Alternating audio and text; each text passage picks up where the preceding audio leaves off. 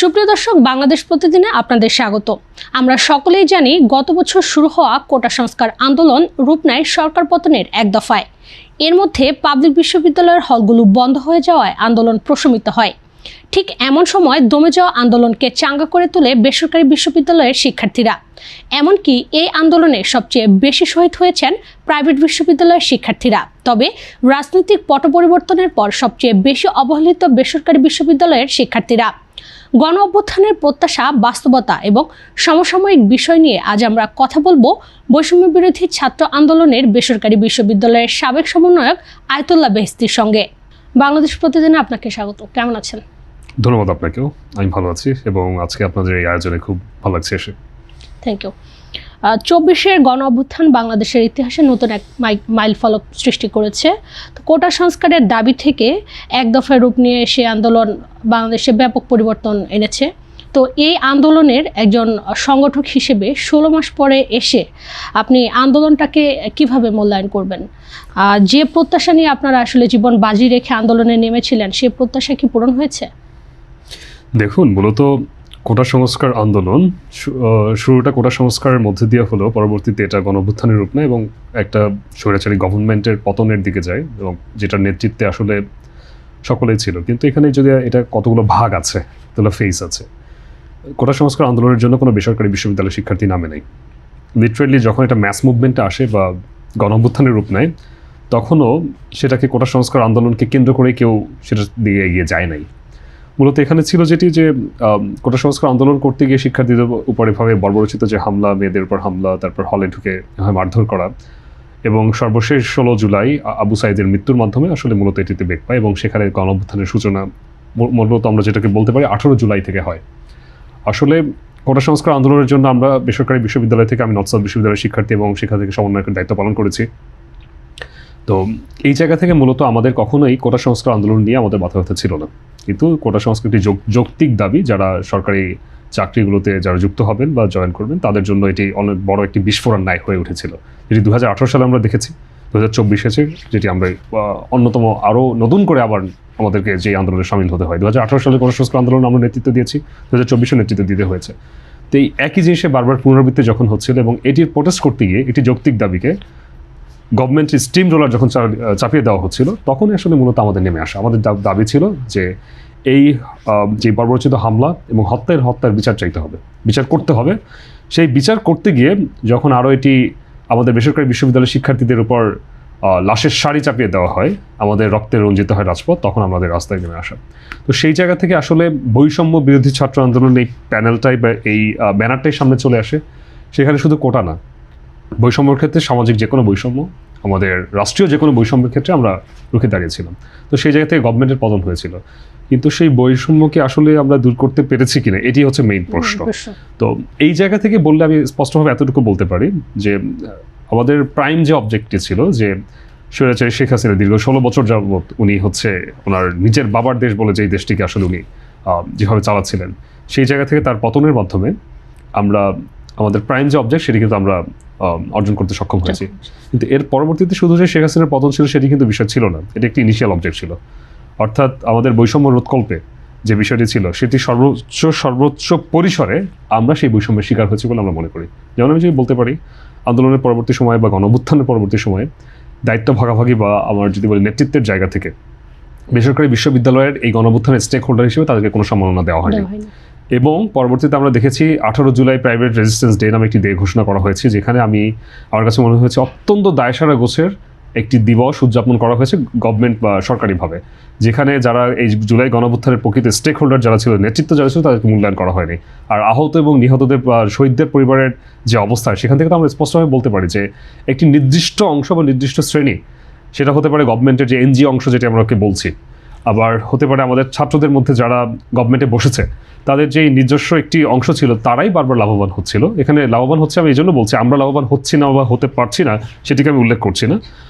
মূলত আমি বলছি যে তাদের অবস্থান থেকে তারা এক ধরনের স্বৈরাচারী আচরণ তারা পরবর্তীতে করে আসছে বলে আমরা দেখতে পেয়েছি। তো যার কারণে আমার মনে হচ্ছে যে কোটা সংস্কার আন্দোলন থেকে শুরু হওয়া গণঅভ্যুত্থানের রূপ নেওয়া যে আন্দোলন ছিল বৈষম্য বিরোধী ছাত্র আন্দোলন, জুলাই গণঅভ্যুত্থান পরবর্তী সময় সেই বৈষম্যটি আসলে বাংলাদেশ থেকে দূর সম্ভব হয়নি। তাহলে কি আপনারা মনে করছেন যে 24-এর গণ অভ্যুত্থান ব্যর্থ হয়েছে, বা এটা কেন এমনটা হলো? না, আমি আসলে ব্যর্থ বলবো না। আমি বারবার এই কথাটা বলেছি যে আহমদ সফার এবং আমাদের সলিমুল্লাহ স্যারের একটি কথার বারবার আমি রেফারেন্স টেনে আনি, যে বেহাত বিপ্লব যে কথাটা, গণ অভ্যুত্থান আর বিপ্লব কিন্তু এক জিনিস নয়। আমাদের যেটি হয়েছে সেটি গণ অভ্যুত্থান ছিল। বিপ্লব হলে আমরা যে বিপ্লব করতে চেয়েছিলাম যে কাঠামোগত পরিবর্তন, সরকারের প্রত্যেকটা সেক্টর থেকে শুরু করে পাবলিক এবং প্রাইভেট যত সেক্টর আছে, আমরা দেখেছি প্রিভিয়াস রেজিমের সময় প্রাইভেট অর্গানাইজেশনগুলো সরকারের এখানে করাতে চলে গিয়েছিল। তারা এখানে ইন্টিগ্রেট বা তারা এখানে একই ধরনের ইন্টারফারেন্স যেটা সরকারি চাকরিগুলোতে বা সরকারি প্রতিষ্ঠানগুলোতে করে বেড়াচ্ছে, সেই জিনিসগুলো একই জায়গায় হচ্ছিল। তো আমরা প্রত্যেকটা জায়গার কাঠামোগত সংস্কার চেয়েছিলাম। যেই সংস্কার হয়নি সেখানে আমাদের নিজেদের দায়ভার আছে। আমাদের নিজেদের বিপ্লবীরা পরবর্তীতে করাপ্ট হয়ে গিয়েছিল।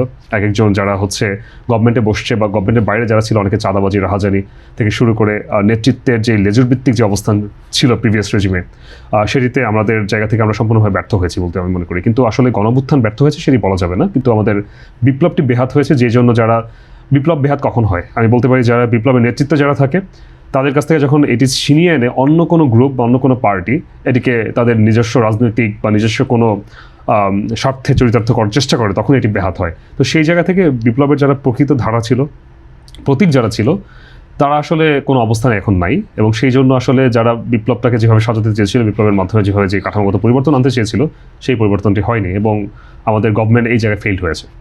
আচ্ছা, আপনি যেমনটা বলছিলেন যে আপনারা যে কারণে আন্দোলনে যুক্ত হয়েছিলেন, আমরা দেখেছি যে মাদ্রাসারও ব্যাপক পরিমাণে শিক্ষার্থী তারা আসলে এই আন্দোলনে যুক্ত হয়েছিলেন, কিন্তু তারা কিন্তু কোনো সরকারি চাকরির ইস্যুতে বা সরকারি কোনো বিষয়ে এর আগে কখনো রাস্তায় নামেনি। আপনার কি মনে হয় ওনারা কেন নেমেছিলেন আসলে? দেখুন, আসলে সরকারি চাকরি কেবলমাত্র একটি উসিলা মাত্র। এখানে আসলে মূলত এখানে সরকারি চাকরির জায়গা থেকে বিষয়টাকে বিশ্লেষণ করতে গিয়ে আমাদের যে প্রত্যেকটা রন্ধ্রে রন্ধ্রে যে আমাদের দুর্নীতি হচ্ছে, প্রত্যেকটা রন্ধ্রে রন্ধ্রে যে এই ধরনের আমাদের দুর্নীতি থেকে শুরু করে অনিয়ম হয়ে বেড়াচ্ছে, সেটির একটি অন্যতম প্রকৃষ্ট উদাহরণ ছিল আমাদের কোটা সংস্কার বা সরকারি চাকরির জায়গাটা। এখানে করাপশন, দুর্নীতি থেকে শুরু করে সব কিছুর বিরুদ্ধে আমাদের হাতিয়ার ছিল। যে আমরা 2018 সালে কোটা সংস্কার আন্দোলন করেছিলাম, সেই আন্দোলন কিন্তু বেসরকারি বিশ্ববিদ্যালয়ের ব্যাপক ভূমিকা ছিল এবং একই সাথে মাদ্রাসা শিক্ষার্থীদেরও। 2018 সালের নিরাপদ সড়ক আন্দোলনের পুরো ক্রেডিট আমি বেসরকারি বিশ্ববিদ্যালয়কে দিব, কারণ যে সময় রমিজউদ্দিন কলেজের দুজন শিক্ষার্থীকে হত্যা করা হয়, তার পরবর্তীতে কিন্তু তাদের উপর যে ধরনের অ্যাটাক করা হয়, এরপরে কিন্তু প্রাইভেট বিশ্ববিদ্যালয়ের রাস্তায় নামে। সেক্ষেত্রে কিন্তু পাবলিক বিশ্ববিদ্যালয়ে সেই ধরনের কোনো পার্টিসিপেশন দেখা যায় নাই ততদিন পর্যন্ত। তো সেই জায়গা থেকে আসলে নৈতিকতা এবং দেশের জাতির স্বার্থে বেসরকারি বিশ্ববিদ্যালয়ের শিক্ষার্থীরা সবসময় অগ্র ভূমিকা অবলম্বন করেছে এবং অগ্রপথিকের ন্যায় তারা হচ্ছে অগ্রনায়ক হিসেবে তারা সেখানে ভূমিকা পালন করেছে। তো সেই জায়গা থেকে আসলে মাদ্রাসার শিক্ষার্থীরা এই ক্ষেত্রে মাদ্রাসার শিক্ষার্থীরাও কিন্তু পাবলিক জবগুলো বা সরকারি জবগুলোতে কিন্তু তারা হচ্ছে ইন্টারফেয়ার করে এবং তাদের ভালো ভূমিকা থাকে। আপনি দেখেছেন যে ঢাকা বিশ্ববিদ্যালয়ের ডি ইউনিটের সাবজেক্টগুলো থেকে শুরু করে এবং একই সাথে আমি বলবো যে ইঞ্জিনিয়ারিং সাবজেক্টগুলোতে এবং মেডিকেল জায়গাগুলোতেও তাদের হচ্ছে ব্যাপক ভূমিকা থাকে। তো তাদের সরকারি চাকরির বাইরেও তাদের যে দেশের জন্য যে তাদের দেশপ্রেম বোধ এবং একই সাথে তাদের যে এটা তো তারা মাদ্রাসা শিক্ষার্থীদের জায়গা থেকে বা মাদ্রাসা আলেম থেকে শুরু করে যারা এই আন্দোলনে পার্টিসিপেট করেছে, এটা তো তাদের জন্য একজন লিবারেল বা একজন বামপন্থী বা একজন যারা হচ্ছে রক্ষণাবেক্ষণশীল পরিবেশে বড় হয় না বা ধর্মীয় বিষয়গুলোভাবে চর্চা করে না, তাদের জায়গা থেকে কিন্তু তাদের বিষয়টা একটু ডিফারেন্ট থাকে। কজ তাদের জন্য যে কোনো ধরনের অন্যায়, অবিচারের বা জুলুমের অ্যাগেনস্টে দাঁড়ানোই হচ্ছে এক ধরনের জিহাদ। তো তাদের ক্ষেত্রে এই বিষয়টা তারা জিহাদ হিসেবে গণ্য করেছেন। আপনি দেখেছেন যে আন্দোলন বা আপনার গণঅভ্যুত্থানের আন্দোলন চলাকালীন সময় হাদিসের বিভিন্ন কোডগুলো কিন্তু রাস্তায় গ্রাফিটি আকারে লেখা হয়েছে, যে মুসা ফেরাউনের এগেনস্টে কীভাবে সংগ্রাম করেছিল সেটি কিন্তু লেখা হয়েছিল। তো এই জায়গা থেকে এটা তাদের নৈতিক দায়িত্ব হয়ে দাঁড়িয়েছিল, তাদের ধর্মীয় একটা দায়িত্ব হয়ে দাঁড়িয়েছিল, যেটা আমরা যারা মুসলমান বা নিজেদেরকে মুসলিম হিসেবে বিশ্বাস করি সেই জায়গা থেকেও এটি ছিল। কিন্তু তাদের জায়গায় এই বিষয়টা অত্যন্ত প্রখর ছিল। আপনি দেখেছেন যে এই যে যাত্রাবাড়ি অঞ্চলটাকে কিন্তু বিপ্লবের ল্যান্ডিং গার্ড বলা হয়, কারণ এখানে সব থেকে বড় মেসেজগুলো একটা এখানেই হয়েছিল। এই 18 জুলাই থেকে 3 আগস্ট পর্যন্ত পর্ব, যেই পর্বগুলো আমি আসলে বলবো এই পর্বগুলো আমাদের নেতৃত্ব বা যাদেরকে আমরা এখন নেতা হিসেবে চিনছি তাদের অনেকেই জানে না যে এই 18 জুলাই থেকে 3 আগস্ট পর্যন্ত আসলে কি হয়েছিল। কারণ এই সময় রাস্তায় সম্পূর্ণ প্রাইভেট বিশ্ববিদ্যালয় আর প্রাইভেট আর হচ্ছে মাদ্রাসার শিক্ষার্থীরাই ছিল এবং তাদের রক্তে রঞ্জিত হয়েছিল। প্রত্যেকটা আমাদের বাসায় গিয়ে গিয়ে পুলিশ এবং ডিবি, এসবি, এনএসএ আমাদের খোঁজ করছিল। আমাদের হিট লিস্ট তৈরি হয়েছিল 270-71 নাম করে 70 জন 80 জন এমন করে হিট লিস্ট তৈরি করা হয়েছিল, সেখানে আমাদের নাম ছিল। ব্যক্তিগতভাবে আমার অ্যাগেনস্টে ডিবি অনেকবার রেড করেছে, বিভিন্ন জায়গায় খুঁজে বেরিয়েছে। তো এই জায়গা থেকে আসলে মাদ্রাসার শিক্ষার্থী আমাদের সব থেকে বড় এখানে ভূমিকা রেখেছিল প্রাইভেট বিশ্ববিদ্যালয়ের পাশাপাশি। যে এই মুহূর্তে আন্দোলন স্থগিত হয়ে যায়, তারা ছাড়া মাদ্রাসা শিক্ষার্থীরা যখন ধর্মীয় আপনি কোনো কিছুতে ইন্টারফারেন্স করেন, এটা কিন্তু আমাদের ধর্মীয় অনুভূতিতে আঘাত হানে এবং সেই জায়গা থেকে আপামর জনসাধারণ সবাই যে নেমে আসে সেটা অন্যতম একটা প্রভাব ছিল।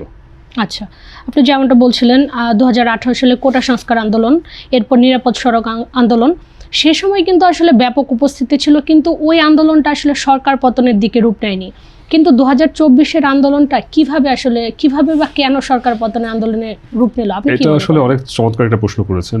এই জায়গায় আসলে 2018 সালের আন্দোলন, কোটা সংস্কার আন্দোলন, এই 18 সালের কোটা সংস্কার আন্দোলন কিন্তু পরবর্তীতে ওই আন্দোলন শেষ হয়েছে এমন একটা সময় কিন্তু নিরাপদ সড়ক আন্দোলনটা শুরু হয়েছিল। অনেকে ওই সময় আওয়ামী লীগের অনেকে দাবি করেছে নিরাপদ সড়ক আন্দোলন বিএনপি জামাতের চাপিয়ে দেওয়া বা তাদের একটা কনস্পিরেসির একটা আন্দোলন, যেটা আমি একেবারে বিশ্বাস করি না, কজ আমি এই আন্দোলনের নেতৃত্বে থাকা একজন ব্যক্তিত্ব ছিলাম এবং আমি এই আন্দোলনের জন্য আমার বিরুদ্ধে মামলাও করা হয়েছিল। আমি 2018 সালে ইস্ট ওয়েস্ট বিশ্ববিদ্যালয়ের শিক্ষার্থী ছিলাম। ওই মামলার কারণে ইস্ট ওয়েস্ট বিশ্ববিদ্যালয় থেকে আমাকে বের করে দেওয়া হয় এবং আমাদের 19 জনের বিরুদ্ধে রাষ্ট্রদ্রোহী মামলা দেওয়া হয় এবং পরবর্তীতে ইস্ট ওয়েস্ট বিশ্ববিদ্যালয় থেকে আমি নর্থ সাউথ এসে ভর্তি হই। তো ওই সময়টাতে মূলত ওই আন্দোলনের সময় আমাদের মধ্যে কিছু করাপ্ট ব্যক্তি যারা ছিল, তারা গিয়ে গভর্নমেন্টের সাথে আদাত করেছে, তাদের সাথে এক ধরনের গোল টেবিল মিটিংয়ের মাধ্যমে এক ধরনের তাদের মধ্যে দেনা দরবার হয়েছিল, যার কারণে ওই আন্দোলনটা ওখানে স্থগিত হয়ে যায়। কিন্তু আসলে ওই আন্দোলন কিন্তু আমরা কখনোই গভর্নমেন্ট পতন চাই এরকম কোনো সিচুয়েশন কিন্তু করে ওই আন্দোলন হয় নাই।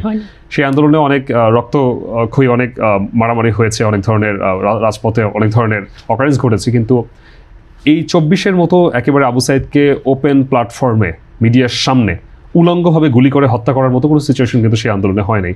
সেজন্য না পেলেও কিন্তু আমাদের এত বড় কিন্তু আমাদের উপর যে ধরনের ক্যাম্পাসগুলোতে আপনি দেখেছেন ইস্ট ওয়েস্ট নর্থ সাউথ এভাবে যে অ্যাটাক করা হয়েছে, ক্যাম্পাসে ঢুকে হামলা করা হয়েছে, 2024-এও সেটা হয়েছে। কিন্তু এই হামলার বিচার চাইতে হলেও কিন্তু এই দাবিগুলো বা স্বৈরাচারী শেখ হাসিনার যে অবদান বা তার যেই অগ্রাসী যে ভূমিকা, সেটাও কিন্তু সেই সময় প্রশ্নবিদ্ধ ছিল। কিন্তু তখন কেউ মারা যায়নি বিধায়ী আসলে ওইভাবে ওই অর্থে এই আন্দোলনটা ভাবে বেগ পেতে পারে নাই। আর দ্বিতীয়ত কারণ ছিল আমাদের নিজেদের মধ্যেও অনেকে গাদ্দারি করে, যদি বলি আমরা এখন আমরা এক ধরনের কথা কিন্তু আমাদের প্রচলন আছে জুলাইয়ের গাদ্দার বলে যে শব্দটা, সেই সময় এরকম একটা কিছু বিষয় ছিল। আমাদের মধ্যে কয়েকজন নেতা গিয়ে তাদের সাথে নেগোসিয়েশন করে এই জিনিসটাকে বন্ধ করে ফেলেছিল। তো এই জন্য আমি মনে করি যে আন্দোলনটায় সরকার পতনের রূপ নিতে পারে নাই। আচ্ছা, পুরো আন্দোলনটাই আসলে কিছু ক্ষেত্রে পীড়াদায়ক ছিল, কিন্তু আপনার কাছে বিশেষ কোন মুহূর্তটাকে বেশি পীড়াদায়ক মনে হয়েছে আর কোন সময়টাতে আপনার ভূমিকা সবচেয়ে বেশি ছিল বলে আপনি নিজে মনে করেন? আচ্ছা, আসলে পুরো জুলাই গণঅভ্যুত্থানের আমি 16 তারিখ থেকে জয়েন করি। 15 তারিখ অফিসিয়ালি যদি বলতে পারি 16 জুলাই থেকে 5 আগস্ট পর্যন্ত এমন কোনো দিন ছিল না যেদিন আমি রাজপথে ছিলাম না। আমি আমার ফেসবুকে প্রত্যেকটা দিনের কর্মকাণ্ড কী কার্যক্রম কী হবে, আমাদের সাথে আমাদের যে প্যানেল ছিল ভিতরে অভ্যন্তরীণভাবে আমাদের অন্যান্য সহযোদ্ধাদের সাথে একত্রিত হয়ে সেই আমরা আপডেটগুলো জানিয়ে দিতাম ফেসবুকে, আমি পোস্ট করতাম। অনেক সময় সেই পোস্টগুলো আবার স্ট্রাইক করে বা রিপোর্ট করে নামিয়ে ফেলা হতো। তো আসলে আমার পুরো আন্দোলন জুড়েই বা পুরো গণঅভ্যুত্থানের সময়টাই আমার লাইফের হিস্টোরিক্যাল। যদি আমি স্পেসিফিক 2টা ঘটনা বলতে পারি, একদিন হচ্ছে 19 তারিখের ঘটনা, আমি বলবো 18 আর 19 তারিখের ঘটনা। 18 তারিখ যেদিন নেট বন্ধ করে দেওয়া হলো, 18 জুলাই যেদিন প্রথম আমরা ব্র্যাক ইউনিভার্সিটিতে যখন হামলা হয়, তখন আমরা এখান থেকে কয়েক হাজার শিক্ষার্থী সেখানে রওনা করি। তো আমরা কিন্তু জানি যে নিশ্চিত এখানে পুলিশ ওপেনলি ফায়ার করছে, কারণ 16 তারিখ তো আমাদেরকে আবু সাইদকে হত্যার মাধ্যমে তারা সার্টিফাই করে দিয়েছে যে এরপর তোমরা রাস্তায় নামলে তোমাদের উপর সরাসরি ওপেন গান ফায়ার করা হবে এবং সেটা কোনো ছড়া থাকবে না, সেটা একদম লাইভ বুলেট অ্যামুনিশন ফায়ার করা হবে।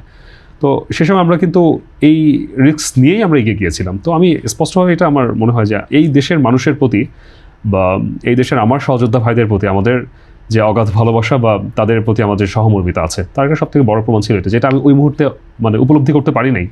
আমরা যখন যাচ্ছিলাম আশেপাশে অনেক মানুষ ছিল যারা সিভিলিয়ান, যারা হচ্ছে কোনো শিক্ষার্থী না হয়তো বা কোথাও জব করছেন বা দেশের সাধারণ নাগরিক, তারাও স্পষ্টভাবে এখানে বলে যাচ্ছে যে আমরা তোমাদের সাথে আছি। তারা এসো ভাই, এসো বোন, তারপর বাংলাদেশের জনগণ নেমে পড়ে, এই ধরনের স্লোগান দিয়ে আমরা যাচ্ছিলাম। তো ওই সময়ে আমার এখনও মনে পড়ে যে যখন ফায়ার হচ্ছিল, আমরা যখন খবর পেলাম তখনও নেট বন্ধ করা হয় নাই যে নর্দার্ন বিশ্ববিদ্যালয়ের 2জন শিক্ষার্থীকে হত্যা করা হয়েছে। তখন আমাদের মনে হচ্ছিল যে আর দুনিয়াতে আর কোনো কিছু আমরা থামা রাখতে পারবে না। অনেক পরে পুলিশ ওপেন ফায়ার করছে, আমি আমার ডান পাশে দেখছি লাশ পড়ছে, মাথায় গুলি লেগেছে, ঘিলু টিলু বের হয়ে গিয়েছে, মানে একেবারে এই অবস্থায় আমরা হাতে নিয়ে, মানে যেই ছেলে দেখা গিয়েছে যে জীবনে কোনোদিন বাসা থেকে সে অর্থে কোনো কাজ ছাড়া প্রয়োজন ছাড়া বের হয় নাই, সেও বিপ্লবী হয়ে গিয়েছে। তো এই যে ফিলিংসটা, এই যে নিজের মধ্যে যে দেশপ্রেম বোধের যে চিত্র, যে দেশের মানুষের প্রতি দেশপ্রেম বোধ তো একটা বিশাল ফার্স্ট সাবজেক্ট, সেখানে দেশের মানুষের প্রতি যদি আপনি ভালোবাসা না প্রদর্শন করতে পারেন, দেশপ্রেম বোধ কিন্তু আসে না সেই অর্থে। তো এই বিষয়গুলো আসলে আমাকে অত্যন্ত পীড়া দিয়েছিল। আরেক দিনের ঘটনা আমি বলতে পারি, 19 তারিখ আমার উপর থেকে আমাদের এই যে যখন হেলিকপ্টার থেকে গুলি করা হয়, সেই ফুটেজগুলো এখনও আমার কাছে আছে। আমি কোনো জিনিস এখন আপলোড করি নাই এখন পর্যন্ত, কিন্তু আমাদের বসুন্ধরার রোডটার সামনে যেখানে এই প্রগতি সরণি মোড়, এখানে উপর থেকে পুলিশ ফায়ার করে। তো আমি দেখলাম যে লাইভ ফায়ার যখন করতেছে বা ডিরেক্টলি যখন ছটা গুলি বা বুলেট যখন ছুটছে, তখন কিন্তু কেউ নড়ছে না। কিন্তু যখন দেখলাম যে না, শ্বাসকষ্ট হয়ে যাচ্ছে বা যেটা হচ্ছে আমি বলি যে টিয়ার শেল যখন ফায়ার করছে, তখন সবাই এটা তো চোখে মুখে প্রদাহ সৃষ্টি করে। তো আমি যে করলাম যে এরা সবাই, বুঝতে পারলাম যে এরা সবাই মানে এত পরিমাণে এদের মধ্যে এই চেতনাবোধটা জাগ্রত হয়ে গিয়েছে যে এদের আসলে দমে রাখা সম্ভব না, এবং এরা নিজের জান কোরবান করতে এরা সবাই প্রস্তুত। তো এই 2 দিনের কথা আমার মনে আছে। আর একটা দিনের কথা আমি স্পেসিফিক্যালি বলতে চাই। সেদিন হচ্ছে যে 29 তারিখ রাতে, 28 তারিখ রাতে এই ইসের যে সাংবাদিক, এই আল জাজিরার আই ইউনিটের জুলকারনাইন সাহেবের সাথে আমার কথা হলো। তো ওদিন রাতের 29 তারিখ আমরা হচ্ছে আমাদের বাসা ছাড়তে হলো, আমাদের বাসার নিচে রেড পড়লো। সব ওই ইসের ওই ব্লকের সবগুলো লাইন বন্ধ করে দেওয়া হলো। তো আমাদেরকে সাহায্য করছিল তখন বসুন্ধরার কিছু সিকিউরিটি গার্ড ছিল। তারা প্রতিনিয়ত আমাদেরকে ফোন দিয়ে জানাতো, মামা এখানে কিন্তু পুলিশ আসছেন, ওখানে কিন্তু গাড়ি ঢুকছেন, আপনারা একটু সরে যান, আপনাদের একটু করতে হবে। আমাদের সাথে এরাও ফাইট দিয়েছে। সেনাবাহিনীর গাড়ি যখন তাদের উপর নির্দেশ দেওয়া হলো, তাই গাড়ি যখন ঢুকছিল, তাদের আর্মড ভেহিকল যখন ঢুকছিল, আমাদের সাথে তারাও ছিল। তো আমার ইউনিভার্সিটির যারা সিকিউরিটি গার্ড ছিল, তারা পর্যন্ত আমাদের সমর্থন দিচ্ছিল। তো আমি এটাতে মনে করি যে এই পুরোটা সময় আমি যে সিনারিও দেখেছি, এটি ছিল হচ্ছে মানে বাংলাদেশের একাত্মতা হওয়ার, কৃষক, জেলে, শ্রমিক, তাঁতি, শিক্ষার্থী থেকে শুরু করে আইনজীবী, যারা আমাদের সাংবাদিক যারা আছেন, তারা সবাই একত্রিত হয়ে একটা অশরীরী এক শক্তির এগেনস্টে তারা সবাই ফাইট দিচ্ছে।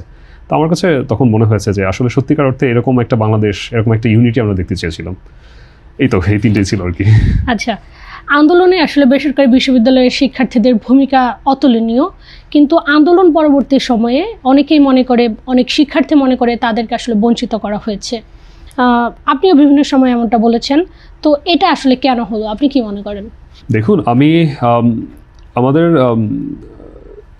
গণঅভ্যুত্থানের পরে 1 দফা দাবির যে ঘোষণাটা, এই ঘোষণা কিন্তু সবার আগে এই বসুন্ধরার মোড় থেকে দেওয়া হয়, যেটি পরবর্তীতে আমরা একটা ডকুমেন্টারি আকারে পাবলিশ করব খুব শীঘ্রই। আমরা সেটা 18 জুলাই 1 দফার 1 দাবি শেখ হাসিনা কবে যাবি, এই স্লোগান দিয়ে এই প্রগতি সরণির সামনে থেকে আমরা ঘোষণা দিয়েছিলাম। সেটি 18 জুলাই যখন আমাদের উপর অ্যাটাক করা হয়, আমরা ব্র্যাকে গেলাম, আমরা সেখানে লাশ দেখলাম, আমাদের নিজেদের উপর হামলা করা হলো, নিজেদের ভাই বোন অনেকে আহত হলো, অনেকে নিহত হলো। তো তখনই কিন্তু আমরা ঘোষণা করেছিলাম।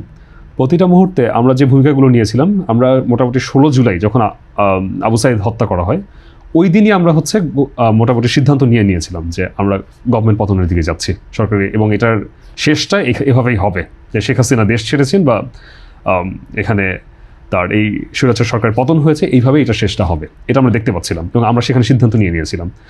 নাহিদ 3 আগস্ট 1 দফার ঘোষণা করে। 3 আগস্ট 1 দফার ঘোষণা করার আগে আমরা বলবো যে তাকে এটা আমরা বাধ্য করা হয় তাদেরকে যে 1 দফার ঘোষণা করতে হবে, এটা আমরা বাধ্য করি তাদেরকে। এর আগে 8 দফা 9 দফা অনেক দফা যাচ্ছিল, আমাদের মধ্যে থেকে অনেকে গিয়ে বিভিন্ন মিনিস্টারের সাথে মিটিং করছিল যে আন্দোলন বন্ধ করে দেওয়া হবে। আমাদের মধ্যেই 23-24 তারিখের দিকে অনেকেই গিয়েছিল, 27-28 তারিখের দিকে আমাদের সহযোদ্ধাদের মধ্যেই অনেকে গিয়েছিল যে মিনিস্ট্রিতে গিয়ে তারা নর্থ সাউথ বিশ্ববিদ্যালয় আন্দোলন শেষ, এবং অনেকে করেছিল, এটা তো নিউজও হয়েছিল যে অমুক বিশ্ববিদ্যালয় আন্দোলন থেকে স্থগিত ঘোষণা করা হলো, এই ধরনের নিউজ কিন্তু তখন করা হয়েছে, বেশ কয়েকটা বিশ্ববিদ্যালয় থেকে এটা হয়েছে। আমাদের ভূমিকা ছিল একটু আগের প্রশ্নে যেটা ছিল, এবং একই সাথে আমি 2টো জোড়া প্রশ্নের আমি উত্তর দিচ্ছি, যে আমাদের ভূমিকা ছিল আমরা এই জিনিসটাকে বেহাত হতে দেই নাই, আমরা শেষ বিন্দু থাকার আগ পর্যন্ত আমরা এটা লড়ে গিয়েছি এবং আমরা কিন্তু বিজয় ছিনিয়ে এনেছি। 18 জুলাই যখন 1 দফার এই ঘোষণাটা দিয়েছি, তখন আমরা অলরেডি আমাদের জানি যে আমরা মৃত্যু পরোয়ানা আমরা সিগনেচার করে ফেলেছি, বিকজ এটা তখন অলরেডি ডিজিএফআই, এনএসআই সবার কাছে পৌঁছে গিয়েছে যে এখানে এই ধরনের কর্মকাণ্ড চলছে। তো এই জায়গা থেকে আসলে বঞ্চিতর অবস্থানটা আসলে আমরা তো অভ্যুত্থান, যে কোনো অভ্যুত্থানে একদল কিন্তু ডিপ্রাইভড হয়, এটা দেখবেন। 1972 সালে জিনিসটা হয়েছিল, বিপ্লবীরা একদল পেয়েছে আরেক দল পায় নাই, বা একই সাথে যেভাবে তারা চাচ্ছিল সেভাবে হয় নাই, নিজেরা নিজেদেরকে খুন করছিল, যেটা এখন আমরা অনেক জায়গায় দেখতে পাচ্ছি। যুবশক্তির নেতা বা নেত্রী ছাত্রশক্তি কিংবা এই এনসিপির নেত্রীর উপর অ্যাটাক করছে, বা নিজেদের মধ্যে এক ধরনের অন্তর্দ্বন্দ্ব কোন্দল হচ্ছে। তো আমাদের জায়গা থেকে আসলে আমরা তো সুশৃঙ্খলভাবে, যারা আপনি একটি গাছের বীজ বপন করলেন, সেই গাছের চর্চা একমাত্র আপনি ভালো করতে পারবেন, সেই বাগানের মালি আপনি ভালো হতে পারবেন। সেই জায়গা থেকে আপনার থেকে বেশি এটার প্রতি দরদ বা এটার প্রতি অ্যাট্রাকশন অন্য কারো থাকবে না। কাজে আমি কথা বারবার বলি যে 18 জুলাই থেকে 3 আগস্ট পর্যন্ত যারা ফাইট দিয়েছে, তারা একমাত্র বলতে পারবে যে তাদের উপর দিয়ে কী আছে। তাদেরকে আমি যদি বলি, এই গভর্নমেন্টের আমি প্রচণ্ড সমালোচনা করে কথাগুলো আমি বলি সবসময়, আসিফ নজরুল স্যার থেকে শুরু করে আমাদের এই যে রেজানুর সিদ্দিক, এদের অবস্থান থেকে এরা আসলে, আমরা যেভাবে বারবার বলছি যে যারা আমাদের হন্তারক ছিল তাদেরকে বিভিন্নভাবে জামিন দেওয়া হচ্ছে। আবু সাইদের হত্যা, এই হাদির হত্যা কেন হলো? এই জামিন পাওয়া একজন ব্যক্তি তাকে হত্যা করলো। তো এইভাবে বিপ্লবীদেরকে যাতে এই সিচুয়েশন না পড়তে হয়, যেন শুরু থেকে আমরা বলছিলাম যে আমাদের টিমটা স্ট্রং করে, যারা বিপ্লবের প্রকৃত অর্থেই যারা বিপ্লবের সাথে ছিল এবং শুরু থেকে শেষ পর্যন্ত যারা লড়ে গিয়েছে, তাদেরকে বিভিন্ন দায়িত্ব ভাগ করে দেওয়া হোক। তারাই এই বিপ্লবী সরকার গঠন করুক, কোনো বাইরে থেকে, একমাত্র ইউনূস ব্যতীত। কজ ওনাকে আমাদের দরকার, স্টিল আমাদের দরকার, কিন্তু উনি ব্যতীত অন্য যারা আছেন এখানে, তাদের কোন ধরনের অবদানের জন্য, এই গণঅভ্যুত্থানে তারা কী অবদানের জন্য তাদেরকে এখানে, একমাত্র আদিলুর রহমান শুভ্র ব্যতীত অন্য কাকে কোন বেসিসে তাদেরকে এখানে ওই গভর্নমেন্ট করা হয়েছে? আমরা গণঅভ্যুত্থান যারা করলো, যারা বিপ্লব করলো, আমি শুরুতে বলেছি হয়তো বেহাত হয়েছে, হয়তো বা না বেহাতই হয়েছে, যারা বিপ্লব করলো তাদেরকে বাদ দিয়ে গণঅভ্যুত্থানের এমন একজনের কাছে আমরা গিয়ে আমরা এই গভর্নমেন্ট গঠনের জন্য আমরা সেই স্বৈরাচারী সরকারের যিনি রাষ্ট্রপতি তার কাছে আমরা শপথ নিলাম। অর্থাৎ আমরা ওই দিনই বিপ্লবটাকে শেষ করে দিয়ে আসছি। এইখানে আমি তো স্পষ্টভাবে আমি দেখতে পাচ্ছি যে আরও একটি গণঅভ্যুত্থান আসন্ন, এবং সেটি ছাড়া এই গণঅভ্যুত্থানের কোনো মিনিং আসলে হবে না। আরও একটি গণঅভ্যুত্থান ছাড়া এই গণঅভ্যুত্থানের যে আকাঙ্ক্ষা ছিল সেটি বাস্তবায়ন সম্ভব না কখনোই। অর্থাৎ এই বিপ্লবে যারা প্রকৃত স্টেক হোল্ডার ছিল তাদেরকে নিয়ে এই গণঅভ্যুত্থানটা সংগঠিত হয়, এবং তাদেরকে প্রকৃত মূল্যায়ন দিয়ে তাদের মাধ্যমেই গভর্নমেন্ট গঠনের মাধ্যমে এটার একমাত্র পরিপূর্ণ সলিউশন সম্ভব, আদৌ সম্ভব না। আচ্ছা, তাহলে এটা আসলে কেন হলো, কি মনে করেন? আপনি যেভাবে বলছেন সেভাবে হওয়া উচিত ছিল, কিন্তু সেটা কেন হয়নি? আমি যেভাবে বলছি, নট নেসেসারি লাইক দিস, আমার কথাটা সবার কথা আসলে, আমি যে কথাটা বলছি সেটি আসলে সবাই বলছে বারবার। এখন কিন্তু বারবার বিপ্লবী সরকারের কথা বলছে। আজ থেকে ঠিক 24শে মের দিকে, এই বছরের 24শে মের দিকে কিন্তু আমরা বিপ্লবী সরকার গঠনের লক্ষ্যে আমরা একটি বিবৃতি দিয়েছিলাম, এবং প্রত্যেকটা মিডিয়াতে সেটি পাবলিশ হয়েছে। তো এইখানে মূলত এটা হওয়ার কারণ হচ্ছে, এইখানে যারা কোটা সংস্কার আন্দোলন শুরু করেছিল সেই এনসিপির একটি সংগঠন ছিল ছাত্রশক্তি নামক একটি সংগঠন, সেটি ওরা এখন নাম দিয়েছে গণতান্ত্রিক ছাত্র শক্তি। তার আগে যেটি ছিল, এই কোরামের 20 থেকে 25 জন, এর বাইরে আমি হাদির ভাষায় কথাগুলো বলছি যে জুলাইকে কুক্ষিগত করেছে এনসিপি। আমিও সেই কথাই বলতে চাই, এই গুটি কয়েকজন ব্যক্তি জুলাইকে কুক্ষিগত করেছে। জাস্ট লাইক 1971 সালে যেভাবে বাংলাদেশের মুক্তিযোদ্ধা, স্বাধীনতা যুদ্ধ, বা যেটা আমি বলি, স্বাধীনতার সাথে কোনো দ্বিমত করে কোনো লাভ নাই, কোনো লাভ হবে না, এটা এই ন্যারেটিভ এস্টাবলিশড, এটাকে কেউ সরাতে পারবে না। 71 সালে যেই মুক্তিযুদ্ধ হয়েছিল সেটাকে আওয়ামী লীগ যেভাবে ক্যাশ করেছিল, যার দরুন আজকে আওয়ামী লীগ এসে এভাবে ফল ডাউন করতে হয়েছে তাদেরকে, এটি ছিল সবার অবদান, সবার জন্য। কিন্তু এটাকে শুধুমাত্র জুলাইয়ের এই কয়েকজন ব্যক্তি কুক্ষিগত করে এটিকে সম্পূর্ণভাবে নষ্ট করে দিয়েছে, এবং যার জন্য তারা একটা স্বৈরাচারী ভূমিকায় তারা চলে আসছে। এবং এটার কারণেই তাদের অবস্থান থেকে এখন যত ধরনের, জুলাইকে আমি যদি কুক্ষিগত করে আমি জুলাইয়ের সব, এই জুলাইতে কোনো অকারেন্স ঘটলে তার মানে সেটার দায়ভার আমাকেই নিতে হবে, বিকজ আমি এটাকে কুক্ষিগত করেছি, আমি যদি এটা স্টেক হোল্ডার হয়, এটার লাইব্রেরিটা আমার হাতেই পড়বে। মূলত এই কারণেই আমরা সবাই এখানে ডিপ্রাইভড হয়েছি, আমরা সবাই সরে গিয়েছি। যারা প্রকৃত যোদ্ধা ছিল তাদেরকে বাদ দিয়ে আমার কথা মতো চলবে, আমি যা বলবো তাই হবে, আমি ডানে যেতে বলবো ডানে যাবে, এরকম কিছু ব্যক্তিকে নিয়ে নিজেদের সংগঠনকে, নিজেদের কর্তৃত্বকে একদম চূড়ান্ত পর্যায়ে এস্টাবলিশমেন্ট দেওয়ার জন্য যে বিষয়গুলো করেছে, যার কারণে এই সবাই এখানে প্রকৃত জুলাইমুখী যারা ছিল, জুলাই গণঅভ্যুত্থানমুখী যারা ছিল, বিপ্লবমুখী যারা ছিল, তারা সবাই এখান থেকে সরে গিয়েছে, যার জন্য আজকে এনসিপির এই দশা, এই জুলাই গণঅভ্যুত্থানের এই দশা। আচ্ছা, আপনারা বিভিন্ন সময় বলেছেন যে প্রকৃত ইতিহাসটা, গণঅভ্যুত্থানের প্রকৃত ইতিহাস আসলে বিকৃত হয়েছে। তো মানে আসলে কি প্রকৃত ইতিহাসটা, আসলে কি প্রকৃত ইতিহাস? যদি আমি বলি, গণঅভ্যুত্থানের আন্দোলন আর কোটা সংস্কার আন্দোলন সম্পূর্ণ ডিফারেন্ট দিন আন্দোলন ছিল। কোটা সংস্কার আন্দোলন 17 জুলাই ঢাকা বিশ্ববিদ্যালয় অ্যাটাকের মাধ্যমে যেদিন হলগুলো ভ্যাকেট করে দেওয়া হয় সেদিনই শেষ হয়েছে। গণঅভ্যুত্থানের আন্দোলন শুরু হয়েছে 18 জুলাই থেকে। 18 জুলাই থেকে শুরু হয়ে এই আন্দোলন শেষ হয়েছে 5 আগস্টে। এই গণঅভ্যুত্থান আন্দোলনের প্রকৃত নেতৃত্বের কথা যদি আমি বলি, সেখান থেকে ছিল বেসরকারি বিশ্ববিদ্যালয়, মাদ্রাসা শিক্ষার্থী, সাংবাদিক, কৃষক শ্রেণী থেকে শুরু করে, জেলে থেকে শুরু করে, আইনজীবী থেকে শুরু করে সবার। কিন্তু এই নেতৃত্ব যারা শুরু করেছে তাদেরকে ডিপ্রাইভ করা হয়েছে বিধায়ী আজকে গণঅভ্যুত্থান ব্যর্থ হতে যাচ্ছে এবং জুলাই গণঅভ্যুত্থান বা জুলাই বিপ্লব বেহাত হয়েছে।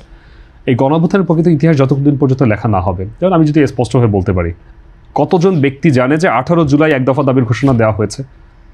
অনেকে জানে না। 5ই আগস্ট প্রত্যেকটা ক্যাম্পাসে হামলা করা হয়েছে, east West north south BRAC university, প্রত্যেকটা ইউনিভার্সিটিতে ঢুকে ক্যাম্পাসগুলোতে ঢুকে হামলা করা হয়েছে। এই ক্যাম্পাসগুলো হামলার যে ফুটেজ, সেই ফুটেজগুলো এখন পর্যন্ত কোথাও পাবলিশ করা হয়নি কেন? 5ই আগস্ট আমরা 11টা থেকে 11:30টার দিকে হামলা করা হয়েছে। আমরা সকাল 10টার দিকে জানি যে শেখ হাসিনা এখান থেকে পদত্যাগ করছেন। প্রথম আলোর একজন সিনিয়র রিপোর্টার উনি আমাকে ফোন করে জানিয়েছেন যে তোমরা জাস্ট এতটুকু ইনশিওর করো যাতে দাঙ্গা হয়ে তোমাদের উপর এই দোষ যাতে চাপানো না হয়, কোনো মন্দিরে যাতে হামলা না হয়, এই দায়টা কিন্তু তোমাদের ঘাড়ে পড়বে। যখন উনি আমাকে কনফার্ম করেছেন শেখ হাসিনা চলে যাচ্ছেন, এরকম সময়ে কারা এসে আমাদের উপর হামলাটা করলো? পুলিশ বাহিনী যারা 5ই আগস্ট হামলা করেছে তাদের এখন পর্যন্ত কোনো ধরনের কোনো বিচার হয় নাই। এখন পর্যন্ত একটা রায় কেন কার্যকর করা হয় নাই? আমরা দেখেছি, আমরা তো জানি শেখ হাসিনার আজকে কালকে মৃত্যুদণ্ড দেওয়া হবে বা ফাঁসি দেওয়া হবে, ফাঁসির আদেশ আসবে। তো এটার জন্য তাদেরকে আমি বাইরে পলায়ন করতে দিয়ে এতদিন পরে এসে আমি তাদেরকে কীভাবে সেফ এক্সিট দিলাম। এবং আশ্চর্যজনক এবং দুঃখজনক বিষয় হচ্ছে এইসব সেফ এক্সিটের সাথে আমাদের অনেক সমন্বয়কের নাম চলে আসছে যে অমুক সমন্বয়ক জড়িত, ওবায়দুল কাদেরকে দেশ থেকে সীমান্ত ক্রস করতে সে সাহায্য করেছে, এই ধরনের নানা ইস্যু আসছে। তো প্রকৃত ইতিহাস যদি পর্যালোচনা করা হয় তখন এই বিষয়গুলো চলে আসবে যে কারা এই সময় ভূমিকাগুলো রেখেছে এবং তাদের উদ্দেশ্য আসলে কী ছিল। তারা কি এই যে, আমি তো এটাও কখনো চাই না যে আওয়ামী লীগের একজন যেই লোক আসলে কোনো হত্যার সাথে জড়িত ছিল না, একজন সাধারণ ব্যবসায়ী ছিল, তাকে হত্যা মামলায় দিয়ে এই যে মামলা বাণিজ্য যেগুলো হচ্ছে, আবার পরবর্তীতে তাকে বেইল করার জন্য তার কাছ থেকে টাকা দাবি করা হচ্ছে, এই জিনিসটা আমি কখনো চাইবো না। এটা তো গণঅভ্যুত্থানের কোনোদিন কোনো মোটিভ হতে পারে না। বিপ্লব গণঅভ্যুত্থান যেভাবে শুরু হয়েছিল, বিপ্লবের কথা ছিল ইনসাফ প্রতিষ্ঠা করা, বিপ্লবের কথা ছিল বৈষম্য থাকবে না। এটা কি একটা বৈষম্য না? টাকা দিয়ে আমি ছাড়াতে পারছি, আরেকজন ছাড়াতে পারছি, এটা একটা বৈষম্য, অবশ্যই একটা বৈষম্য। এই বিষয়গুলোকে বারবার ছাপিয়ে যাওয়া হয়েছে কারণ কিছু সুবিধাবাদী লোক এই জায়গাগুলো দখল করে নিয়েছে। এখন এখানে বলা হতে পারে যে বেসরকারি বিশ্ববিদ্যালয়ে এত ভূমিকা থাকা সত্ত্বেও তারা কেন সামনে আসলো না বা তারা নিজেরা কেন একটা প্ল্যাটফর্ম গঠন করে সামনে আসতে পারলো না? প্রথম কথা হচ্ছে বেসরকারি বিশ্ববিদ্যালয়ের রাজনৈতিক চর্চাটা অনেক ক্ষীণ। এখানে আমাদের মতো যারা আছে, যারা এরকম হাজার বা লাখখানিকে 2-1 হয় বা কয়েকজন হয়, যারা হচ্ছে যে কোনো সময়, এটা যে কোনো গণঅভ্যুত্থান যে কোনো আন্দোলনে সবসময় হয়ে থাকে, আন্দোলনের ফেস একজন থাকে, 2-4 জন থাকে যারা পুরো আন্দোলনটাকে টেনে নিয়ে যায়। এই সুযোগটা অন্যান্য যারা এই যে অনধিকার চর্চা যেটা হয়েছে, অন্যান্য যারা ছিল তারা মনে করেছে যে আমরা আন্দোলন করেছি, আন্দোলন শেষ, আমাদের চলে যেতে হবে। কিন্তু বিপ্লব বা গণঅভ্যুত্থান অর্জনের থেকে রক্ষা করা আরও কঠিন, স্বাধীনতা অর্জনের থেকে রক্ষা করা আরও কঠিন। এইখানে এই বিষয়টি হয়েছে, তারা আসলে বুঝে উঠতে পারে নাই ওই মুহূর্তে। বারবার এই যে জুজুর ভয়টা দেখানো হচ্ছিল যে আওয়ামী লীগ ব্যাক করবে, আওয়ামী লীগ আমাদের উপর অ্যাটাক করবে, বা স্বৈরাচারের দোসর যারা ছিল তারা আমাদের উপর অ্যাটাক করবে, এই জুজুর ভয় কিন্তু হাদির মৃত্যুর মাধ্যমে এটি সত্য হলো। এবং শুধু এটি না, সেদিন মিরপুরে আমরা দেখলাম এনসিপির কয়েকজন নেতাকে কুপিয়েছে। তো এই বিষয়টি বারবার তারা এই ধরনের এই ন্যারেটিভগুলো তারা ইউজ করছিল একটা সময় পর্যন্ত, তখন আসলে এই ধরনের কোনো শঙ্কা ছিল না। ওই মুহূর্তটাই ছিল একমাত্র মুহূর্ত যখন এই বিষয়গুলোতে আমরা স্ট্রং একটা অ্যাকশন নিতে পারতাম। আপনার বিপ্লব ব্যর্থ হওয়া মানে কি? আপনার উপর অ্যাটাক আসা মানে কি? আপনার গণঅভ্যুত্থানের নেতৃত্ব, গণঅভ্যুত্থান তো আসলে এটা কি শক্তি প্রয়োগের মাধ্যমে তো হয়েছে, সবার সম্মিলিতভাবে শক্তি প্রয়োগ করে একটা গভর্নমেন্টকে ফর্ক করিয়েছি আমরা। সেই জায়গা থেকে আসলে মূলত A to Z পুরোটা সময় এই বিষয়গুলোকে বাদ দিয়ে যারা নিজের ব্যক্তিগত ধান্দা নিয়ে এগিয়েছে, যারা নিজেদের, আমরা এক একজন দেখতে পাচ্ছি এক একজন PAS APS এর 1000 কোটি টাকার উপরে একজনের দুর্নীতি, এই বিষয়গুলো কেন হবে? কারণ আমাদের মূল জায়গায় ফোকাস না রেখে আমরা নিজেরা জুলাইকে কুক্ষিগত করতে, জুলাইয়ের নামটা বিক্রি করে আমরা নিজেদের উদূরবর্তী এবং নিজেদের ব্যক্তিগত স্বার্থ চরিতার্থ করার জন্য আমরা এই কাজগুলো করেছি, যার কারণে আজকে গণঅভ্যুত্থানের এই অবস্থা এসে দাঁড়িয়েছে। আচ্ছা, অভ্যুত্থানের যে আকাঙ্ক্ষা ছিল সেটা কি আসলে এই পর্যায়ে এসে বাস্তবায়ন করা সম্ভব কিনা আপনি কি মনে করেন? আমি মনে করি অবশ্যই সম্ভব, বাট সেটি আশাটা অনেক ক্ষীণ, বাট এটি সম্ভব। জাতীয় ঐক্য দরকার এই মুহূর্তে। আমি আসলে এই নির্বাচনের ক্ষেত্রে এখন নির্বাচনটাকে মেইন ফোকাস দেওয়া হচ্ছে। আমাদের একজন জুলাই গণঅভ্যুত্থানের নেতৃত্ব বা আমাদের সবথেকে বড় গণঅভ্যুত্থানের অন্যতম সবথেকে বড় মোটিভ যেটি ছিল যে ভারতীয় আগ্রাসন বিরোধী বা ভারতীয় আধিপত্য বিরোধী যে বিষয়টি, সেটির যে অন্যতম মুখ, তাকে হত্যা করা হয়েছে। এই বিষয়টিকে অত্যন্ত গৌণ করে দিয়ে আমরা নির্বাচনের ইস্যুটা, অবশ্যই নির্বাচন গুরুত্বপূর্ণ, আমার গণতান্ত্রিক ধারা ছাড়া কোনো ধরনের রাষ্ট্র, অর্থাৎ বাংলাদেশের মতো কোনো রাষ্ট্র সার্ভাইভ করতে পারে না। কিন্তু আমার কাছে মনে হয় যে জাতীয় সরকার ব্যতীত এই জাতিকে ইউনাইট করতে, যেটা আমরা 5ই আগস্ট দেখেছিলাম, যেটা আমরা জুলাই গণঅভ্যুত্থান পরবর্তী সময় দেখেছিলাম, আগে দেখেছিলাম কিছু সময় আগে, আমার মনে হয় না অন্য কোনো অন্তরায় আছে। একমাত্র তখনই সম্ভব এই গণঅভ্যুত্থানের আকাঙ্ক্ষাকে বাস্তবায়ন করা। আমরা বহির্দেশের বা আমাদের বাহিরের দেশের বা আমরা চাই না কখনো অন্য কোনো কান্ট্রি আমাদের উপর ইন্টারফারেন্স করুক। আমাদের নিজেদের সার্বভৌমত্ব আছে, নিজেদের আমাদের সোভারেনিটি আছে, সেখানে আমরা চাই না যে অন্য কোনো কান্ট্রি আমাদের ইন্টারফেয়ার করে এখানে কাউকে সুযোগ দেওয়ার বিনিময়ে তাকে ক্ষমতায় টিকিয়ে রাখার বিনিময়ে, যেটা শেখ হাসিনার সময় আমরা দেখেছিলাম। শেখ হাসিনা তো বলেছে না যে আমি ভারতকে যা দিয়েছে তা সে আজীবন মনে রাখবে। তো এই ধরনের কোনো গভর্নমেন্ট আমরা কখনো চাই না। আবার এই ধরনের গভর্নমেন্ট ফর্ম হোক বা কারো ছত্রছায়া থেকে, সেটা হতে পারে পাকিস্তান, হতে পারে ভারত, হতে পারে তুরস্ক, যে কোনো কান্ট্রি হোক, আমরা এই ধরনের কোনো গভর্নমেন্ট তো চাই না। তো সেই ক্ষেত্রে আমার মনে হয় যে জাতীয় সরকার গঠনের মাধ্যমে, বা বিপ্লবী সরকার তো সম্ভব না, জাতীয় সরকার গঠনের মাধ্যমে আসলে এই বিষয়টিকে, এই আসলে সংকটটি নিরসন করা সম্ভব। তো সেই জায়গা থেকে আমাদের সবার এই যে একটা দল ভেঙে অনেকগুলো ফরমেশন হয়েছে, ইনকিলাব মঞ্চ, এনসিপি বা আপ বাংলাদেশ বা যেটাই আমি বলি, যেটার কথা আমি উল্লেখ করি, এতগুলো দল কেন থাকবে? জুলাই গণঅভ্যুত্থান হয়েছে, সবাই একত্রিত মিলে করেছে, সবার দল থাকবে একটা, জুলাই গণঅভ্যুত্থানের দল হবে একটা। কিন্তু সেই একটা দল যেভাবে উল্লেখ করছে, এখানে বিএনপির কি অবদান নাই? অবশ্যই আছে। জামাতের কি অবদান নাই? আছে। তারা তো একটা অলরেডি এস্টাবলিশ পলিটিক্যাল পার্টি। কিন্তু জুলাই গণঅভ্যুত্থানের রাজনৈতিক দল হিসেবে যাদেরকে এভাবে উল্লেখ করা হলো, এবং তারা যখন হাজার হাজার কোটি টাকা দুর্নীতির সাথে জড়িত হয়ে যায়, এবং এই বিষয়ে যখন মিডিয়াতে এসে আমাদেরকে বারবার এই প্রশ্নগুলোর উত্তর দিতে হয়, তখন বুঝতে হয় যে জুলাই গণঅভ্যুত্থান আসলে সত্যিকার অর্থে সেই রূপ লাভ করতে পারে নাই। এবং সেটি লাভ করার জন্য আসলে আমাদের জাতীয় ঐক্য, জাতীয় স্বার্থে সবার ঐক্য ছাড়া এটি কখনোই সম্ভব হবে না। এবং জুলাই গণঅভ্যুত্থানের প্রকৃত যারা নেতৃত্ব ছিল, অর্থাৎ আমরা, আপনারা যারা ছিলেন, তাদের সবাইকে অ্যাকোমোডেট করে এই জুলাই গণঅভ্যুত্থানের নেতৃত্বকে সামনে এগিয়ে নিয়ে যেতে হবে। এছাড়া অন্য কোনো উপায় এটা সম্ভব নয়। আচ্ছা, এই যে সার্বিকভাবে রাজনৈতিক পট পরিবর্তনের মাধ্যমে আপনারা আসলে কতটুকু সংস্কার আশা করেছিলেন, আর কি পরিমাণ সংস্কার হয়েছে? আমি এক কথায় উত্তর দিব, এটার আসলে এটার কোনো সংস্কারই হয় নাই। কোনো সংস্কারই হয় নাই। এখানে আমাদের 3টা মৌলিক সংস্কার দরকার ছিল। আমার জুডিশিয়ারি সিস্টেম বা বিচার বিভাগীয় সংস্কার, নির্বাচন সংস্কার, আর হচ্ছে সর্বোচ্চ শেষ যেটা আমি বলবো সেটা হচ্ছে আমার শিক্ষা ব্যবস্থার সংস্কার। যেটা এই 3টা, আর একটা বিষয় তো সবসময় থাকে যে আমাদের নৈতিক সংস্কার, যেটা আমাদের ইন্টারনালি হয়ে থাকে, সেটি আসবে আরও পরে। কজ এই জিনিসগুলো আমাদের তো শেপড হয়, আমাদের গভর্নমেন্ট কীভাবে বা আমাদের জুডিশিয়াল সিস্টেম কীভাবে আমাদেরকে কোন ধরনের সমাজ ব্যবস্থায় কোন ধরনের আমাদের পরিবর্তন বা কোন ধরনের আমাদের প্রেশারাইজ করছে, সেগুলোর উপর ভিত্তি করে। কিন্তু আমাদের বিচার ব্যবস্থার যদি আমি চিন্তা করি, এখন পর্যন্ত আমি তো আসলে আমার গভর্নমেন্ট যে গঠন, আমার বলতে অত্যন্ত কষ্ট লাগে। আমাদের গভর্নমেন্ট যখন গঠন হয়েছে, তখনই তো আমি একজন স্বৈরাচারের যিনি রাষ্ট্রপতি ছিলেন, উনি কি কোনোভাবে দায় এড়াতে পারেন?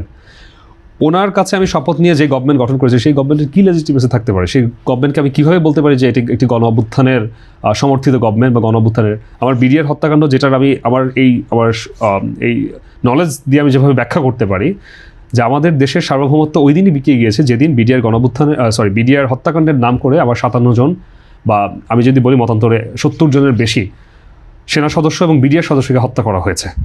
আমার এই মুখোমুখি করে দিয়ে বিডিআর এবং সেনাবাহিনীকে, একটা প্যারামিলিটারি অর্গানাইজেশন আর একটা ফুল মিলিটারি অর্গানাইজেশন, দুটাকে মুখোমুখি করে দেওয়ার মাধ্যমে এভাবে যে হত্যাকাণ্ড চালানো হয়েছে, যার মাধ্যমে আমার দেশপ্রেমিক এতগুলো আমার সেনা অফিসার হত্যা হয়েছে, এটি নিয়ে সর্বপ্রথম কাজ করার দরকার ছিল। কিন্তু এটিকে বাদ দিয়ে এমন কোনো বিষয় নিয়ে আমি কাজ করলাম যেগুলো নিয়ে আসলে আমার সংস্কারের সেই অর্থে আমি তো চাইলে আমি বলতে পারি যে একজন ডিসিকে বলতে পারি আমার রাস্তা সংস্কার, এই সংস্কার তো আমার দরকার নেই। এগুলো তো আমার মৌলিক সংস্কার হলে এগুলো তো এভাবেই হয়ে যাবে। তো সেই সংস্কারের জায়গা থেকে আমি মনে হয় না যে আমার ন্যূনতম কোনো ধরনের আমি আসিফ নজরুল স্যারকে আমি স্পষ্টভাবে বলি যে উনি তো এই গণ অভ্যুত্থানের সবথেকে বড় কালপিট হচ্ছে আসিফ নজরুল, সবথেকে বড় উনি সমস্যাটা করেছেন। দ্বিতীয় যদি আমি আরেকজনকে বলতে, সেটা হচ্ছে সৈয়দ রেজানা হক, উনি সবথেকে বড় ঝামেলাটা করেছেন। এই দুইজন ব্যক্তির মন্ত্রণালয়ে এখনও স্বৈরাচারী দোষর কীভাবে টিকে থাকে? গণ অভ্যুত্থান একটা বিপ্লব যখন হয়, তখন তো সেটি কাঠামোগত সম্পূর্ণ পরিবর্তনকে সাধিত করে। কিন্তু আমার এই জায়গাগুলোতে স্বৈরাচারের দোষরদেরকে আমি পুনর্বাসন দিয়ে বারংবার, এবং আমি একটা জায়গা থেকে আমার একজন গণ অভ্যুত্থানের নেতৃত্ব বা আমার আধিপত্যবাদ বিরোধী একজন নেতৃত্ব, তাকে আমি হত্যা করার পরে তার কিলার কীভাবে দেশ ছেড়ে দেশের বাইরে পালায়, এবং আমি আজকে এতদিন পার হওয়ার পরেও আমি এখন পর্যন্ত কোনো ধরনের আমি অ্যাকশন দেখতে পারি না। আমি তখনই আমি বুঝতে পারি যে এই গণ অভ্যুত্থান তখন ব্যর্থ হয়েছে, এবং এটির জন্য এদেরকেও দায়বদ্ধ করতে হবে, এদের বিচারের আওতায় আনতে হবে। এই আসিফ নজরুল থেকে শুরু করে সৈয়দ রেজানা হক থেকে শুরু করে এদেরকে বিচারের আওতায় আনতে হবে। আচ্ছা, যেমনটা বলছিলেন ওসমান হাদি হত্যাকাণ্ড, এবং পরবর্তীতে আমরা দেখেছি সেদিন রাতে বেশ কয়েকটি গণমাধ্যমে সহ বিভিন্ন স্থাপনায় আসলে হামলা করা হয়েছে। তো এই ব্যাপারটাকে আপনি কীভাবে দেখেন? এখন আমার এই ইস্যুটা আমার কাছে মনে হয় যে শুধু ওসমান হাদির বিষয়টা নয়। আসলে শরীফ ওসমান হাদি তো ইনকিলাব মঞ্চের খুব ছোট একটা সংগঠন। এখন পর্যন্ত এটা দেশব্যাপী ও ধরনের অ্যাটলিস্ট ওসমান হাদি যেদিন হত্যা হলো তার আগ দিন পর্যন্ত ওই ধরনের দেশব্যাপী ইয়ে হয় নাই, কজ আমরা ইনকিলাব মঞ্চের ঝুমা আর ওসমান হাদি ব্যতীত আমরা অন্য কাউকেই সেই অর্থে চিনতাম না।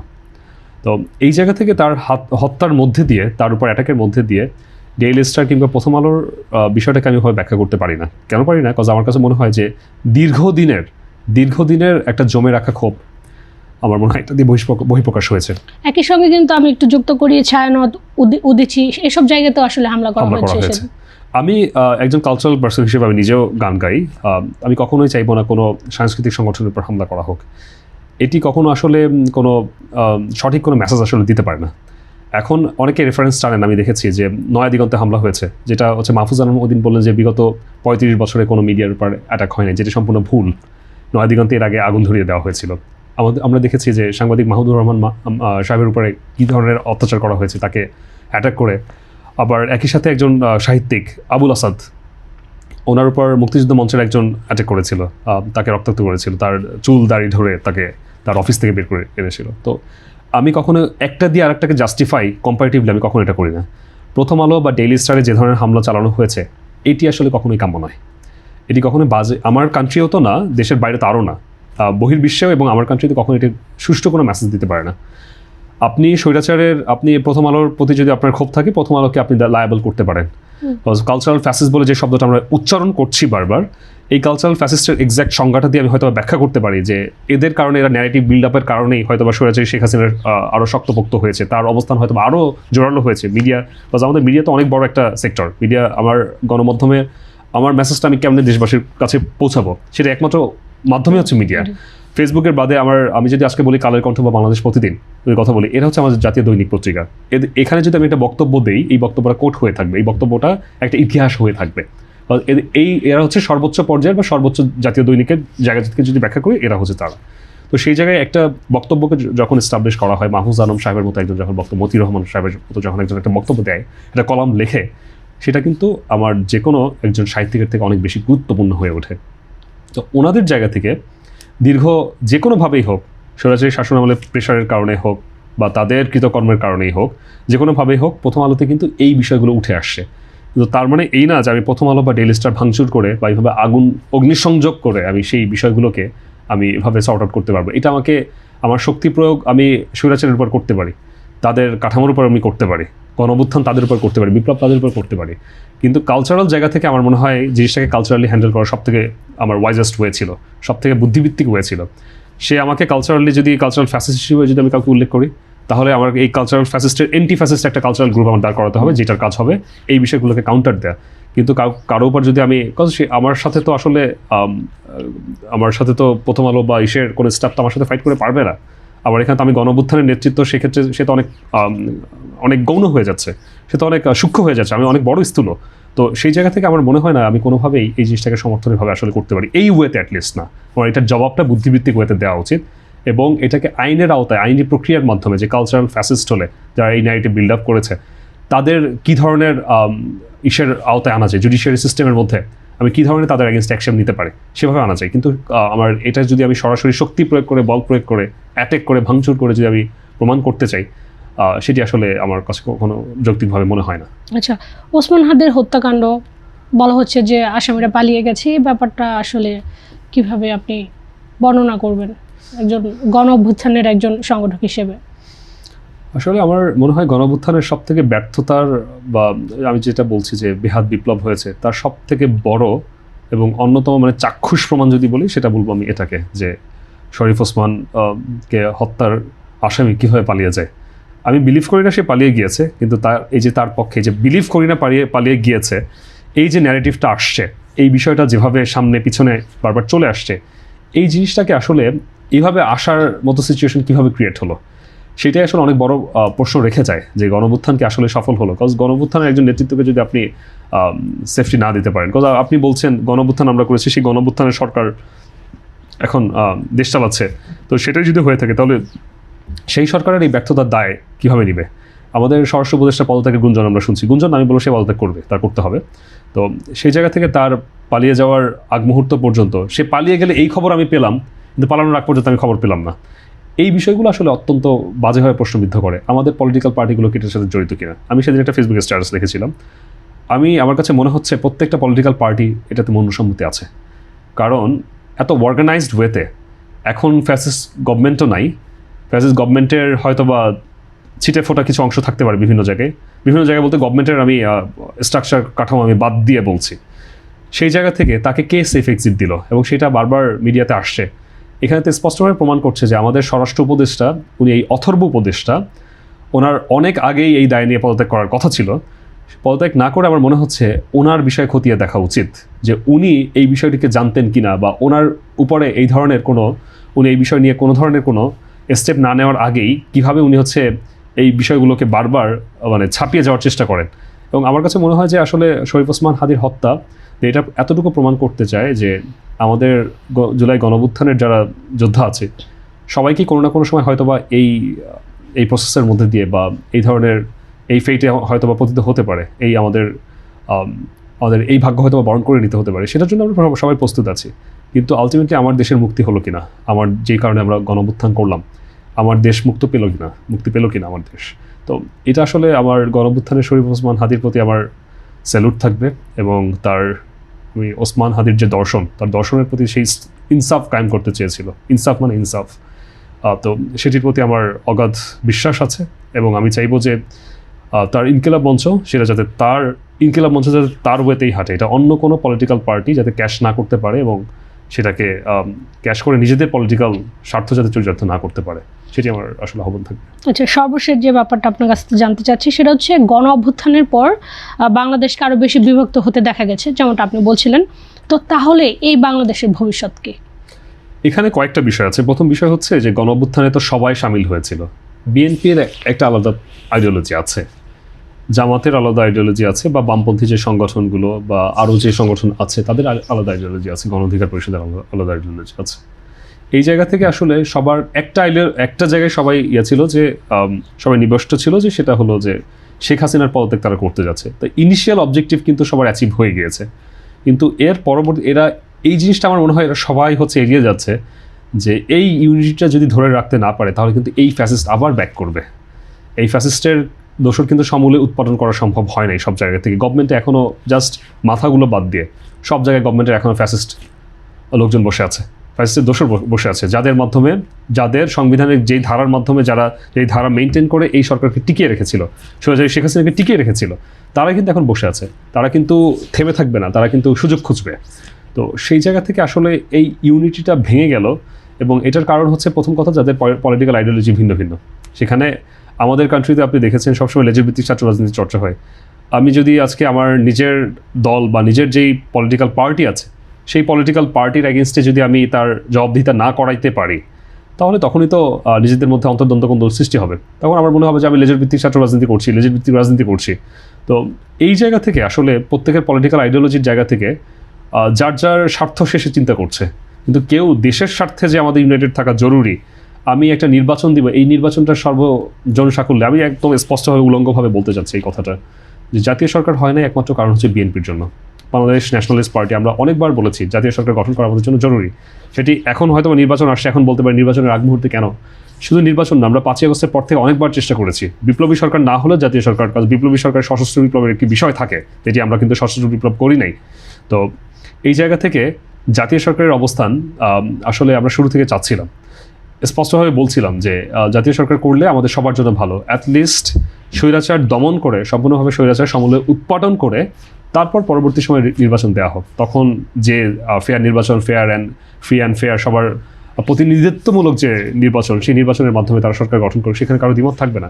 কিন্তু সেই জায়গায় এই জাতীয় সরকার করতে না পারার কারণ বা বিপ্লবী সরকার হতে না পারার কারণেই আসলে আমাদের মধ্যে ইউনিটিটা ব্রেক হয়েছে। বিকজ আপনি আপনার তারেক রহমানের সাথে, জনাব তারেক রহমানের সাথে তার পলিটিক্যাল পার্টির যে ধরনের কানেকশন থাকবে, আমি একজন আউটসাইডার হিসেবে সে ধরনের কানেকশন কিন্তু থাকবে না, যেটি আমরা জুলাই গণঅভ্যুত্থানে দেখেছি। কারো কোনো পলিটিক্যাল পার্টি নেই এখানে। এই ক্ষেত্রে আমি শেখ হাসিনাকে ধন্যবাদ দিব যে একমাত্র ওনার কারণেই এই ইউনিটি সম্ভব হয়েছে। এখন যদি আবার শেখ হাসিনা আসার চেষ্টা করে, আমার মনে হয় আবার সবাই ইউনাইটেড হয়ে যাবে তাকে করার জন্য, ঠেকানোর জন্য। তো এই জায়গা থেকে আসলে আমাদের ইউনিটি ব্রেকেজের অন্যতম কারণ ছিল যে এখানে নন পলিটিক্যাল অনেক বড় একটা অংশ ছিল। এটা আমি সেকেন্ড কারণটা বলছি। প্রথম কারণ তো বললামই যে পলিটিক্যাল পার্টি তাদের আইডিওলজি ডিফারেন্স।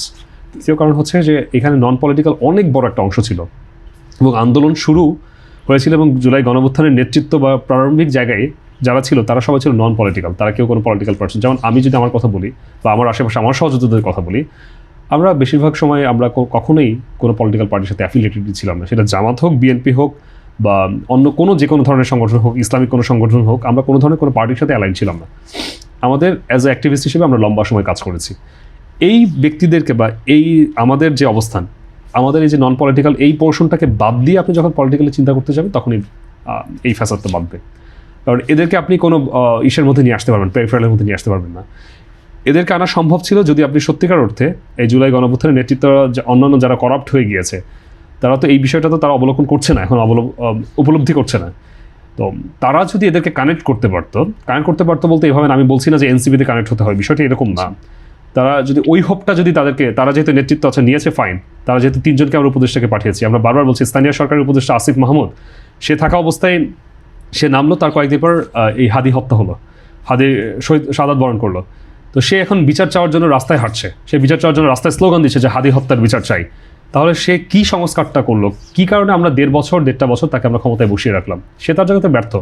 এই ব্যর্থতা মেনে নিয়ে যদি সে এই জায়গা থেকে এমন একজন ব্যক্তিকে এসে এখানে অধিষ্ঠিত করতে পারতো বা এমন একজন ব্যক্তিকে এই দায়িত্বটা দেওয়া হতো, তাহলে আমার মনে হয় এই বিষয়টি সম্ভব ছিল এবং তখন এই নির্বাচন নিয়ে এতটা শঙ্কা হতো না। এখনও কিন্তু অনেক ধরনের ন্যারেটিভ আছে যে নির্বাচন হবে কি হবে না, আদৌ আমরা কি ফেব্রুয়ারির 12 তারিখ পর্যন্ত যেতে পারবো কিনা, দেশে কি কোনো গৃহযুদ্ধ লেগে যাবে কিনা, এই বিষয়গুলো কেন জুলাই গণঅভ্যুত্থানের 5ই আগস্টের পরে এই বিষয়গুলো কেন আসতে হবে?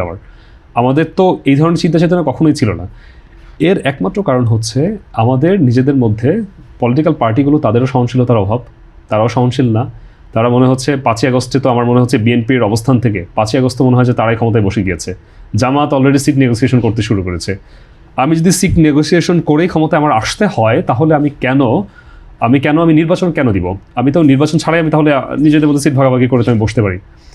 এই বিষয়গুলোকে আসলে আমার মনে হয় যে কেউ কাউকে সহনশীলতার চোখে দেখছে না। এটি জুলাই গণঅভ্যুত্থানের সময় আমি বারবার বলছি সহমর্মিতা ছিল আমাদের মধ্যে, যে বিষয়টি আমাদের মধ্যে ছিল। এই নন পলিটিক্যাল যে পার্সনগুলো, এদেরকে যতক্ষণ পর্যন্ত এই জায়গাগুলোতে কানেক্ট না করতে পারবে আমার মনে হয় না কখন এটি সম্ভব হবে। কারণ জুলাই গণঅভ্যুত্থানের এই নন পলিটিক্যাল ব্যক্তিদের অবদান ছিল সর্বোচ্চ। কাজেই এই দুটো জায়গা থেকে আমার মনে হয় না যে যতক্ষণ পর্যন্ত আমরা স্টেবল না হবো ততক্ষণ পর্যন্ত এই বাংলাদেশে 5ই আগস্ট পরবর্তী বা গণঅভ্যুত্থান পরবর্তী নতুন বাংলাদেশ 2.0 কখনো সম্ভব হবে। ধন্যবাদ আপনাকে। আপনাকেও ধন্যবাদ। দর্শক, এতক্ষণ আমাদের সঙ্গে থাকার জন্য আপনাদের সকলকে ধন্যবাদ।